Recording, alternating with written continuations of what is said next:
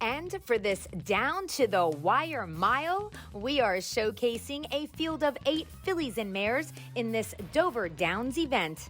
So keep your eye on number 5, Disturbed Hanover, and number 6, Sweet Bobbie, as this group of all ladies head behind the starting gate. They're off from the outside. There goes Moments of Joy out for the lead. Sweet Bobbie moves out. Up between horses, she's a GMP. On the outside, Disturbed Hanover toward the rail, Michelle's Jazz. Then comes Gracefully Forgiven, followed by the trailers. Preeminence and Pass Line Blue Chip. They make their way around the turn.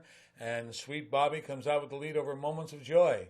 3 lanes further back, she's a GMP. Caught outside, Disturbed Hanover. Michelle's Jazz has the rail in front of Gracefully Forgiven.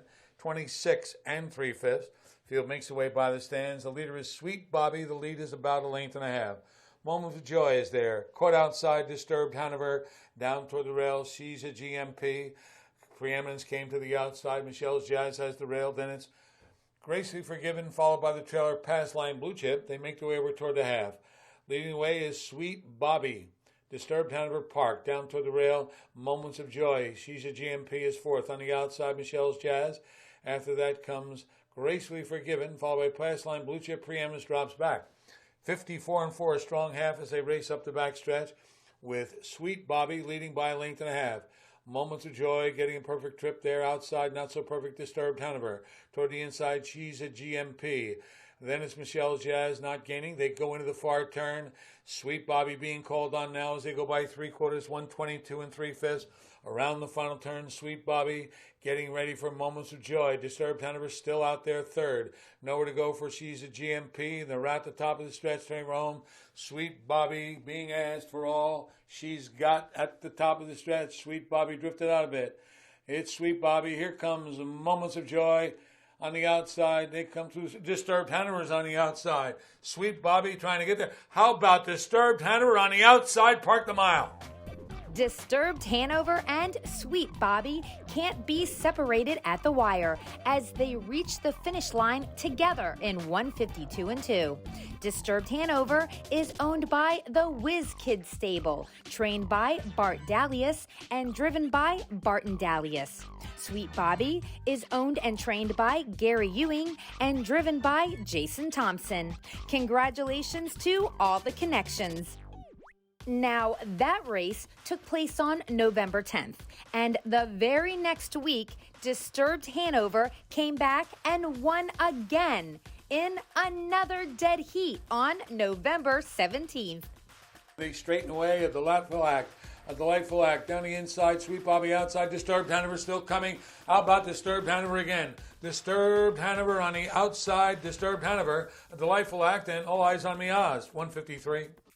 Disturbed Hanover and a delightful act could not be separated at the finish line as they were both proclaimed the winner in this 153 mile. So what is it about Disturbed Hanover getting 2 dead heats in a row for a win? Could it be that the 5-year-old mare's initials are DH? Like dead heat? Well, that might be pushing it, but we do know that it is extremely rare for a harness horse to have 2 dead heat wins in a row. And we got to chat with Disturbed Hanover's driver, Barton Dalious, about this unique experience. So, Barton, we saw Disturbed Hanover get 2 dead heats in a row. Like, how nuts is that? It's pretty crazy. I mean, I've had one before that, but it doesn't happen a lot, especially 2 in a row. Now, when you crossed the wire, actually, in either one of them, did you think you won, lost? What were your feelings? Honestly, I thought I got up for both of them by a hair, but I was like, man, I know it's got to be close right now. So you go back, after you cross the finish line, you kind of look over at the other driver, and what do you guys say to each other, actually, when it's that close?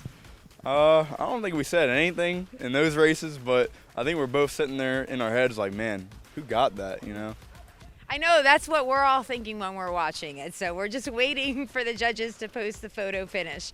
Now, Disturbed Hanover, that was the horse that you got your first lifetime win on, is that correct? Yeah, that's right. Okay. You guys really have chemistry, so tell me about her a little bit.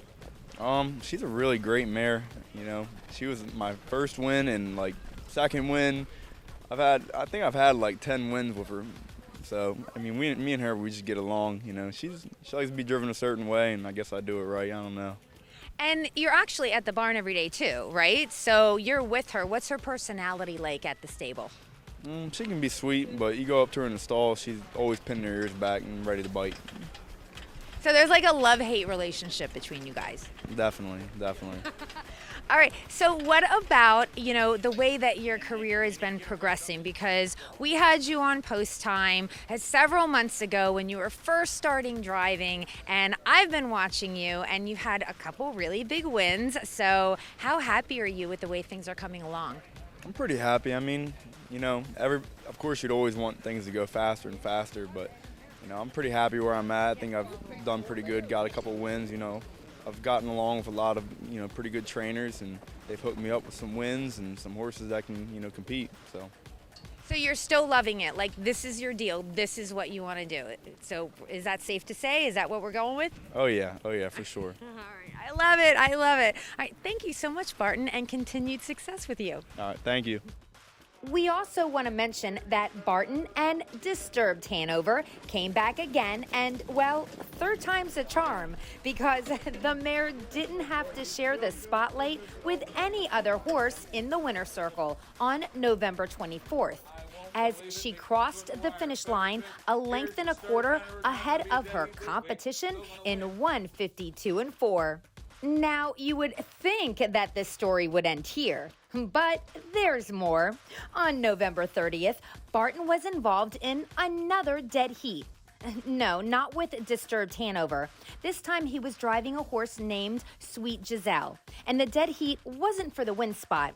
It was for place. So why is that interesting?